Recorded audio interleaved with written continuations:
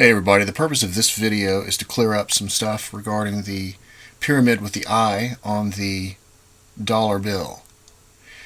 Now there's a lot of hype going around and a lot of fear being spread, just like there is on every single thing that I can find out there.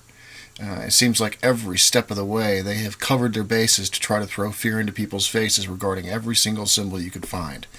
From the swastika to the eye and the triangle, all these things that they're spreading as far as fear goes is BS, and personally I don't care whether you believe this or not. I'm going to give you the truth. You can do with it as you will. The eye on the pyramid goes back a long time, and it goes back all the way to ancient Egypt. It has nothing to do with top-down compartmentalization and the Illuminati and all this kind of crap.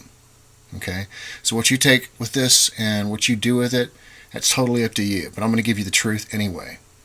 First of all, we need to understand what it originally meant.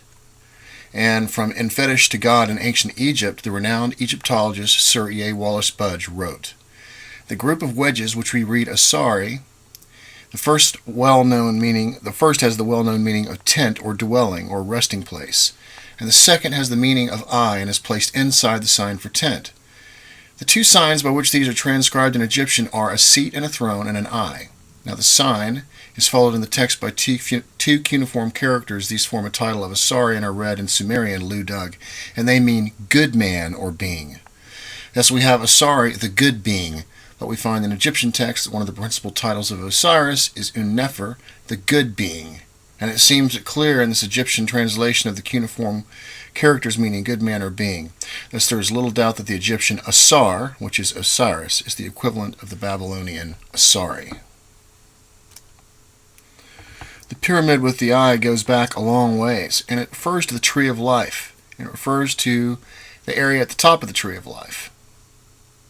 And this is why when we take a look at the Assyrian/Babylonian, which we still see the winged disc on either top, this is the tree of life that you see behind this modern tree of life here that you see that they're showing.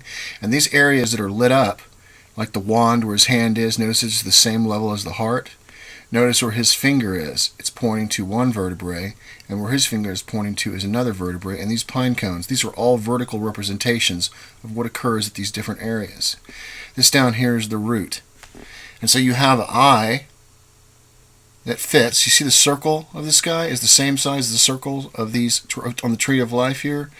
This represents the crown, and it represents that eye that sits at the top of the tree of life. The pyramid and the eye, which happens to be the third eye, and king's chamber happens to be where the pineal gland is located, this is the representation of what the pyramid is. I've set a tent in the sky for the sun. I've pitched a tent for the sun. His face shone like the sun. That's what this is all about. The pyramid is the tent. The tent is the area that covers the head. Now there's more on the alchemical art. If you take a look at the old alchemical art, you'll see the same stuff. This is the tarot card Hermes. You notice this blue hat that he's got on? That's Yod. That's what you see right here. And that's exactly what you see on the tetragrammaton. When you stack it, it actually becomes like a human. This is what we see in the Jewish mysticism. Yod right here, if you notice right here, it's placed inside the triangle, which is the head, which is placed inside the triangle, which is the tent that contains the eye inside of it. And if you take a look at the tetractys here, you can see the same thing. If you follow the angle down this way, you can see the same stack right here that you see right here. Head is at the top. This is where the head is. And if you go down this guy right here, you'll see that these different areas correspond to those various areas of his body.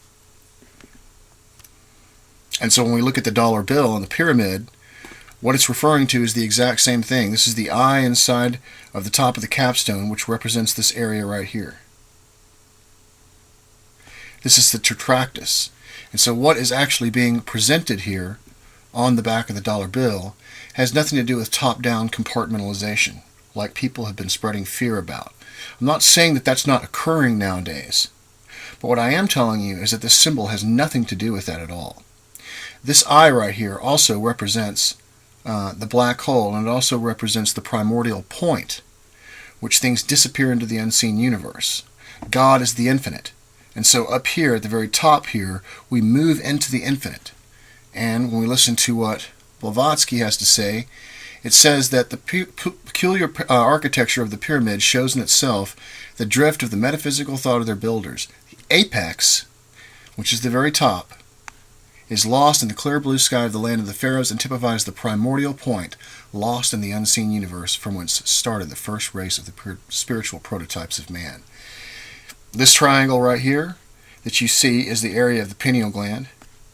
And if you see this right here, this triangle has the same slopes as the pyramid.